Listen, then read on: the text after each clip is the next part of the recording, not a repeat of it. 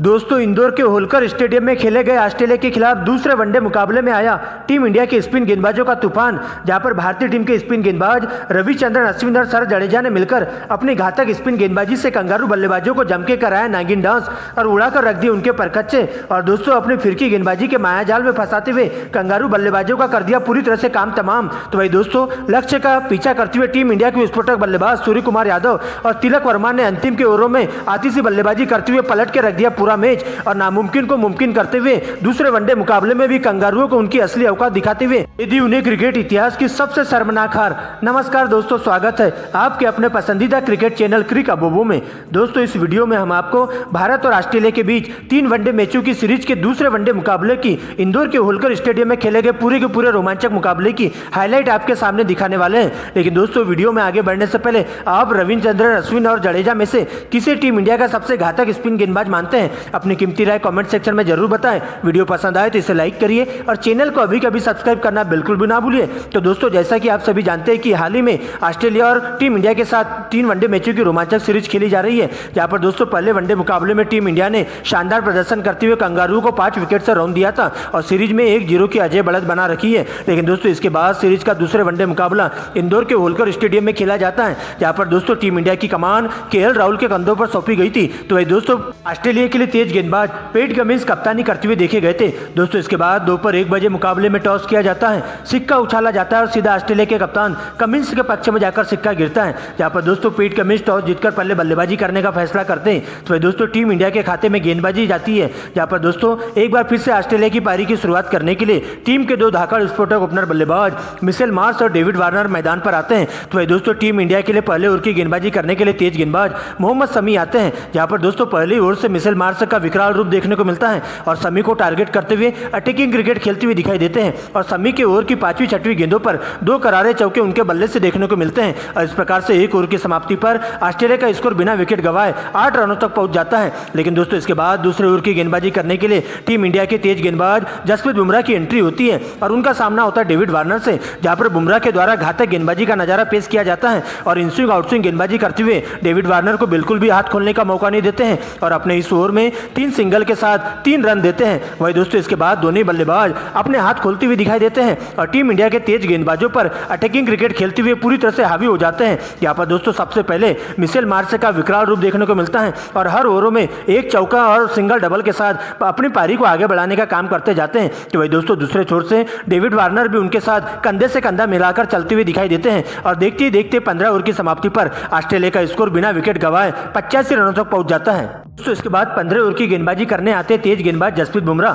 जहां पर पहली फुलटॉस गेंद पर 1 बाउंस चौका मिशेल मार्श के बल्ले से देखने को मिलता है। तो वही दोस्तों अगली गेंद पर सिंगल लेकर डेविड वार्नर को स्ट्राइक दे देते हैं, जहां पर दोस्तों डेविड वार्नर के द्वारा अंतिम की 2 गेंदों में 2 लगातार चौके उनके बल्ले से देखने को मिलते हैं और इसके बाद तो दोनों ही बल्लेबाज तूफानी अंदाज में बल्लेबाजी करना चालू कर देते हैं और देखते देखते अपने अर्धशतक के काफी करीब पहुंच जाते हैं। जहां पर दोस्तों सबसे पहले डेविड वार्नर 18वें ओवर में बैक टू बैक 2 करारे चौके जड़ देते हैं और 45 गेंदों में ही अपना 50 पूरा कर लेते हैं। लेकिन दोस्तों इसके बाद 20वें ओवर की गेंदबाजी करने के लिए सर जडेजा की एंट्री होती है और आते ही कंगारू टीम पर पूरी तरह से हावी हो जाते हैं। यहाँ पहली गेंद पर डेविड वार्नर बड़ा शॉट मारने के चक्कर में सीमा रेखा के पास शुभमन गिल के हाथों कैच आउट हो जाते हैं और इस प्रकार से दोस्तों कंगारू टीम को 115 के स्कोर पर पहला बड़ा झटका डेविड वार्नर के रूप में लग जाता है और डेविड वार्नर 53 गेंदों में 52 रन बनाकर पवेलियन की ओर लौट जाते हैं। लेकिन दोस्तों इसके बाद एक बार फिर से सर जडेजा घातक गेंदबाजी करते हैं और नए बल्लेबाज के रूप में स्टीव स्मिथ की एंट्री होती है। इससे पहले कि स्टीव स्मिथ सेटल होते सर जडेजा अंतिम गेंदों पर उनको क्लीन बोल्ड कर देते हैं, जहां पर दोस्तों जडेजा के द्वारा एक कैरम बॉल पटकी जाती है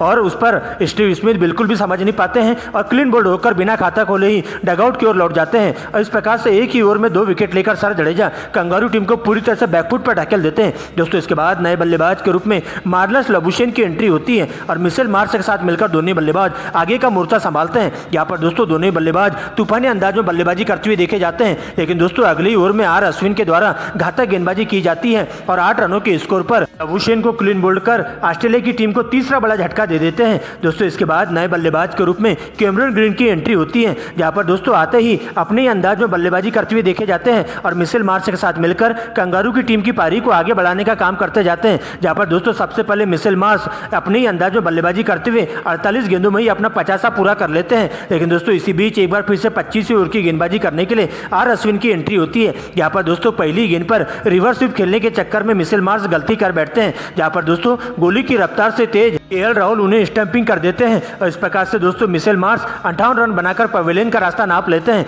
लेकिन दोस्तों इसके बाद आगे का मोर्चा संभालने के लिए नए बल्लेबाज के रूप में ऑस्ट्रेलिया के सलामी विकेट कीपर बल्लेबाज इंग्लिश की एंट्री होती है, जहां पर दोस्तों आते ही दोनों ही बल्लेबाज मिलकर आगे का मोर्चा संभालते हैं और कैमरन ग्रीन के साथ मिलकर ताबड़तोड़ अंदाज में धुआंधार रनों की बारिश कर देते हैं, जहां पर दोस्तों चौके कमर छक्के ज्यादा मारते हैं। सबसे पहले दोस्तों कैमरन ग्रीन का तूफान देखने को मिलता है और टीम इंडिया के तेज गेंदबाजों के साथ साथ स्पिन गेंदबाजों पर पूरी तरह से हावी हो जाते हैं और देखते देखते कैमरन ग्रीन तूफानी अंदाज के साथ साथ टीम इंडिया पर काल बनकर टूट पड़ते हैं। लेकिन दोस्तों 30वें ओवर में एक बार फिर से सर जडेजा कंगारू के ताबूत में किल ठोकने का काम करते हैं और आते ही दोस्तों सबसे पहले कंगारू टीम की बड़ी मछली का शिकार करते हैं, जहां पर दोस्तों सिंगल को डबल में कन्वर्ट करने के चक्कर में कैमरन ग्रीन सूर्य कुमार यादव के हाथों डायरेक्ट थ्रो लगने से रनआउट का शिकार हो जाते हैं और इस प्रकार से दोस्तों कैमरन ग्रीन की पारी का अंत हो जाता है, जहां पर कैमरन ग्रीन के बल्ले से 31 रनों की धुआंधार पारी खेली जाती है। लेकिन दोस्तों इसके बाद नए बल्लेबाज के रूप में मार्क स्टोनिस मैदान पर आते हैं और आते ही कुछ अच्छे शॉट्स देखे जाते हैं, जहां पर दोस्तों मार्क स्टोनिस धुआंधार अंदाज में चौके छक्कों की झड़ी लगाते हैं। लेकिन दोस्तों उनकी यह पारी ज्यादा देर टिक नहीं पाती है,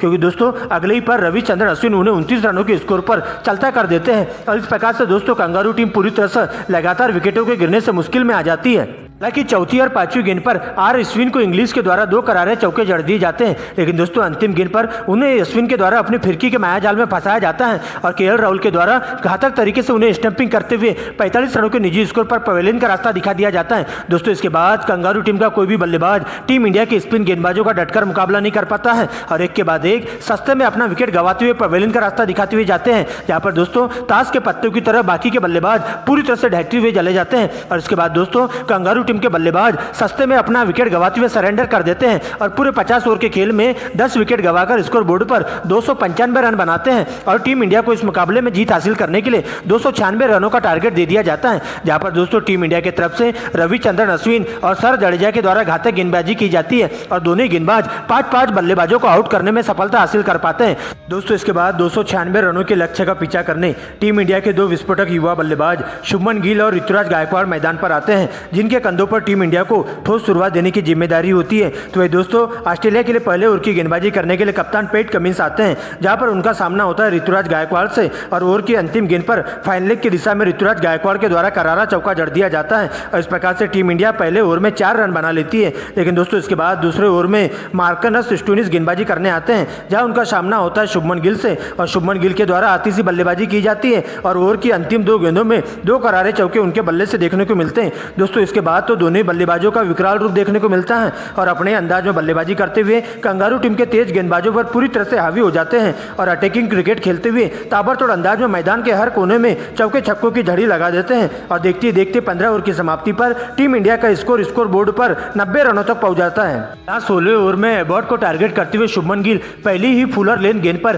करारा प्रहार करते हुए गेंद को दर्शक दीर्घा में 6 रनों के लिए भिजवा देते हैं और 48 गेंदों में ही अपना अर्धशतक पूरा कर लेते हैं और वे दोस्तों इसी ओवर की अंतिम गेंद पर बैकऑफ लेन गेंद को एक और करारा चौका जड़ देते हैं। तो वही दोस्तों इसके बाद 18वें ओवर में ऋतुराज गायकवाड़ भी मार्क स्टोनिस को टारगेट करते हैं और सबसे पहले 52 गेंदों में अपना अर्धशतक पूरा कर लेते हैं और इस प्रकार से देखते देखते दोनों ही बल्लेबाजों के बीच में 93 गेंदों में ही 100 रनों की अटूट साझेदारी पूरी हो जाती है। दोस्तों इसके बाद तो दोनों ही बल्लेबाजों का विकराल रूप देखने को मिलता है और ताबड़तोड़ अंदाज में बल्लेबाजी करते हुए देखते देखते 20 ओवर की समाप्ति पर टीम इंडिया के स्कोर को 150 रनों तक पहुंचा देते हैं। लेकिन दोस्तों इसी बीच 21 ओवर की गेंदबाजी करने के लिए टीम कंगारू की तरफ से एडम जंपा आते हैं और आते ही टीम इंडिया की बड़ी मछली का शिकार कर जाते हैं। यहाँ पर दोस्तों अच्छी लाइन में दिखाई दे रहे ऋतुराज गायकवाड़ को बड़ा शॉट खेलने के चक्कर में सीमा रेखा के पास 58 रनों के निजी स्कोर पर कैच आउट करवा देते हैं। हालांकि एक छोर से शुभमन गिल अभी भी संभाले रहते हैं और अंगद की तरह डटे हुए कंगारू टीम के तेज गेंदबाजों के साथ साथ स्पिन गेंदबाजों का मुकाबला करते हुए चले जाते हैं और भारतीय पारी के लिए बहुमूल्य रन जोड़ने का काम करते जाते हैं।